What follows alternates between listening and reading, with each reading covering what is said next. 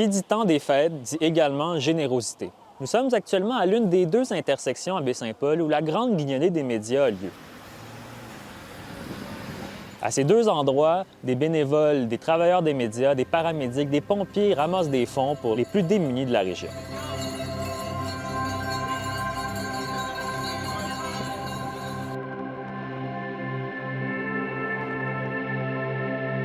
Cet événement est une belle célébration de la générosité qui règne dans Charlevoix. C'est également le témoin d'un constat beaucoup plus triste. Selon les chiffres de l'Observatoire du Québec sur les inégalités, une personne sur 5 vit dans l'insécurité alimentaire. Les plus grandes victimes de cette insécurité, les moins de 18 ans. Cette réalité, Annie Bouchard du Centre communautaire Pro-Santé la vit à tous les jours. En date d'aujourd'hui, maintenant, on a 219 ménages d'inscrits. Donc, on voit l'année passée 205, on est déjà à 219. Actuellement, j'ai 280 adultes et 100 enfants qui sont inscrits sur les paniers de Noël pour cette année. Et évidemment, là, nous, on n'a pas de date limite, donc les gens vont continuer encore de s'inscrire. La guignolée, c'est un peu une grande festivité là, de la générosité, si on veut, mais on peut quand même en faire des constats qui sont un peu plus tristes. Là, de voir autant d'inscrits, c'est pas une bonne nouvelle non plus. Non, écoutez, si je recule il y a à peu près 4-5 ans, j'étais à peu près à 70-80 ménages. Là, j'étais à 219 et c'est sûr qu'on va le dépasser. On voit vraiment que le contexte économique, tu sais, ça va super bien pour plusieurs catégories de personnes. Fait que l'économie, oui, tu sais, c'est plus cher, mais ils s'en sortent bien. Par contre, nous, on voit tout l'envers.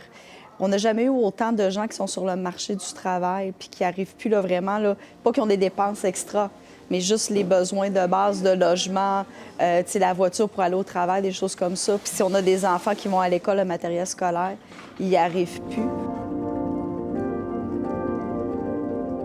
On va récolter souvent là, au-dessus de 20 000 puis on va en dépenser peut-être un 15 à 18 000 pour les paniers de Noël.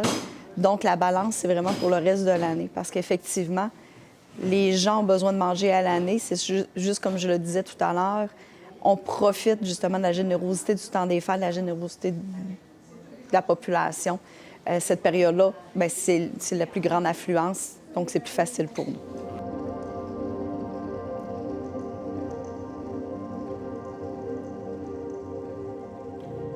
Au-delà de l'aide alimentaire, Mme Bouchard considère que le logement reste central à la question de la pauvreté dans la région.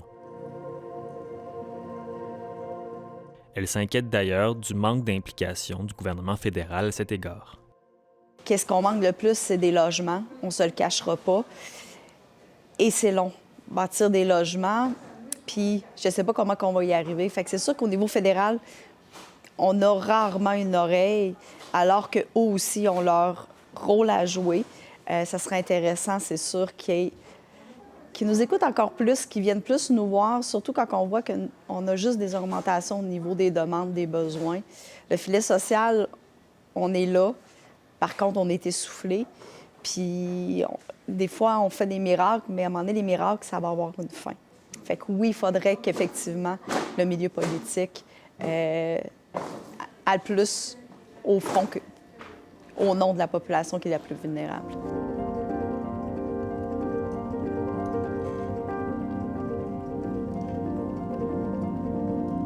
Annie Bouchard est claire. Les demandes qui sont faites à sa banque alimentaire augmentent d'année en année. Banque alimentaire Canada constate également une augmentation des demandes de 90 % depuis 2019. Pour avoir un portrait un peu plus large de la pauvreté dans la région, nous sommes venus à la rencontre de Francis Perche, organisateur communautaire pour le CIUS de la capitale nationale.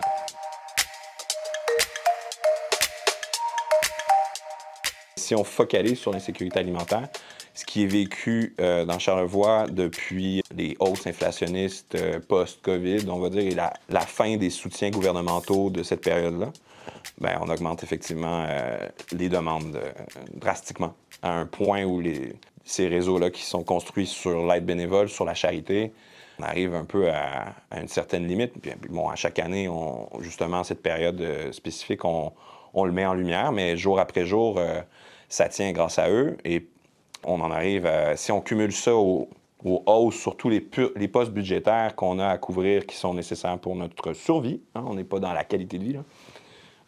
Rajoutons donc la hausse du prix des aliments depuis 5 ans de 27 à 30 %. Rajoutons une hausse pour les locataires spécialement d'environ d'une hausse qui est similaire et un salaire minimum qui est actuellement à 16,10 $. L'entièreté des banques alimentaires vont vous dire que le profil des personnes qui demandent l'aide a changé. Ça fait réagir énormément de gens quand on leur dit bien, des gens qui travaillent à temps plein ont maintenant, avec des revenus qui sont insuffisants, ont le besoin d'avoir de l'aide alimentaire de manière courante et fréquente.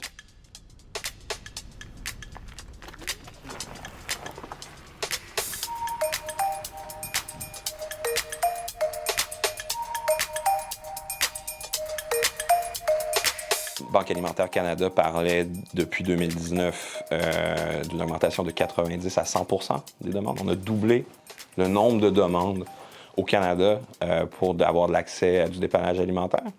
C'est le plus haut taux historique depuis qu'on comptabilise des statistiques là-dessus. Charlevoix ne fait pas bande à part. Banque alimentaire du Québec mentionnait que 16 % des Québécois actuellement sont en insécurité alimentaire. Au-delà de l'insécurité alimentaire, si on parle de la pauvreté dans son ensemble, spécifiquement pour la région de Charlevoix, sur 29 000 habitants, on a plus de 1100 ménages qui ne vivent pas dans un logement qui est abordable.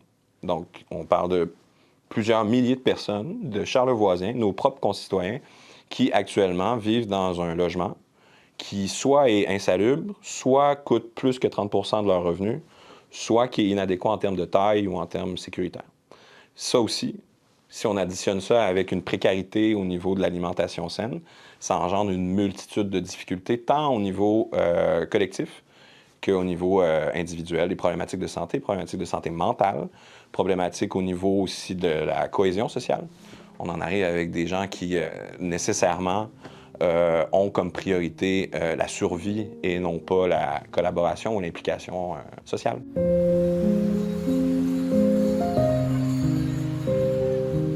Un système conçu sur l'idée de la charité, du bénévolat, de l'implication citoyenne, tout ça est névralgique, fondamental à préserver. Par contre, on peut se poser la question si ce système-là, qui était prévu pour de l'aide sporadique, n'arrive pas à sa limite dans la mesure où on a les statistiques qui nous prouvent qu'il y a 16 % de nos concitoyens qui sont présentement en insécurité alimentaire de manière constante.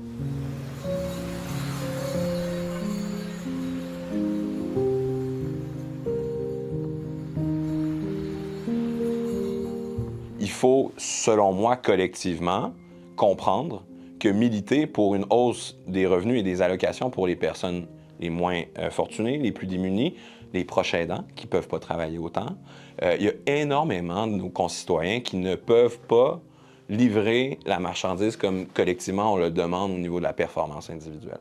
Puis je crois qu'il faut continuer de marteler que ce n'est pas des dépenses de suggérer qu'on rehausse le revenu de ces gens-là, qu'on bâtisse du logement social pour des personnes qui sont moins fortunées, puis qu'on renforce par des politiques sociales, par des organisations citoyennes, tout ce qui touche un système d'alimentation qui est sain, respectueux de son territoire, puis en alliance avec les producteurs locaux.